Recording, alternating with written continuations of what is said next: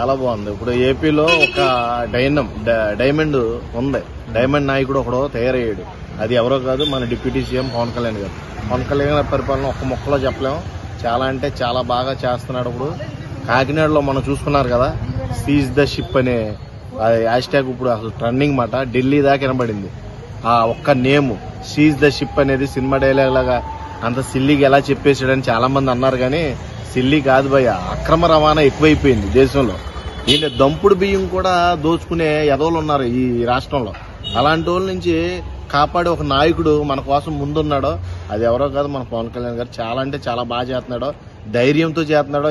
ఎవరిని లెక్క చేయకుండా ఒక పెద్ద షిప్నే, కార్గో షిప్నే, ఆ షిప్నే సీజ్ చేశాడంటే దాన్ని బట్టి మీరు అర్థం చేసుకోండి. షిప్ని సీజ్ చేయాలంటే చాలా పర్మిషన్స్ ఉండాలి, చాలా పొలిటికల్ ప్రెజర్ ఉంటుంది. ఒక షిప్ సీజ్ అవ్వాలంటే చాలా ప్రెజర్ ఉంటుంది. అలాంటి ప్రెజర్స్ ఏమి పట్టించుకోకుండా నేను ఎవరొచ్చినా ఎదుర్కొంటా, ఎవరితో అయినా నేను మాట్లాడతా. నాకు తప్పు అనిపించింది. ఈ అక్రమ రవాణా అన్ని సంవత్సరాల నుంచి జరుగుతుంది. ఇక్కడ ఇలా జరగడానికి వీలు లేదని నాదేళ్లతో కలిసి వెళ్ళి వర్షంలో పక్కన తుఫాన్ ఉందని హెచ్చరించినా గానీ ఆకుండా వెళ్ళి ప్రజల సొమ్ముని ఇలాగా అర్ధంతరంగా దోచుకునే వాళ్ళ మీద ఇరుచుకుపడ్డాడనమాట. అది ఎంత కనెక్ట్ అయిందంటే ఏపీలో ఒక ఊపుందన్నమాట. ఒక ఉప్పెన్లా ఉంది. ఇప్పుడు అంటే యువతకు ఆదర్శంగా నిలిచేలా పవన్ కళ్యాణ్ పరిపాలన ఉందంటారు. ఖచ్చితంగా ఆదర్శంగా ఉందే, రాబోయే తరాలకు ఆదర్శంగా అవుతాడు కూడా ఖచ్చితంగా. అలాంటి పరిపాలన కోసమే ఆయన ఎదురు చూస్తున్నాడు.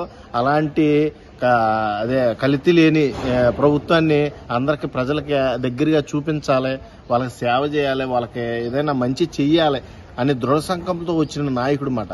అందరూ కూడా ఏదో దోచుకుందాం అని వచ్చేసారు పొలిటికల్లోకి పరిగెట్టుకుంటా. కానీ ప్రజల కోసం కష్టపడదాం, ప్రజలకి ఉన్న సమస్యలను తీరుద్దాం, వాళ్ళ సొమ్ముని దుర్వినియోగం చెయ్యొద్దు, వాళ్ళ సొమ్ముని వాళ్ళకే ఖర్చు పెడదాం, వాళ్ళ రూపాయి వాళ్ళే తినాలి. మనం ప్రభుత్వంలో ఒక పెద్దన్న పాత్ర పోషించాలి తప్పితే వాళ్ళ సొమ్ముని అర్ధంతరంగా లాక్కొని తినకూడదనే ఏకైక క్వాలిటీస్ ఉన్న ఏకైక రాజకీయ నాయకుడు డిప్యూటీ సీఎం పవన్ కళ్యాణ్. దీన్ని ఒక్క మాటలో కాదు, ఒక్క చేతల్లో కాదు, ప్రతిసారి చూడొచ్చు మీరు. ఈ 4 సంవత్సరాలు ఆయన పరిపాలన చూసే తర్వాత మీరు సీఎం చేయాలో పీఎం చేయాలో మీరే నిర్ణయించండి. ఖచ్చితంగా చెప్తున్నా, ఏ ఒక్క విషయాన్ని కూడా నిర్లక్ష్యంగా వదిలేసే మనిషి అయితే అతను కాదు, ఎప్పటికీ అలా చేయడు కూడా.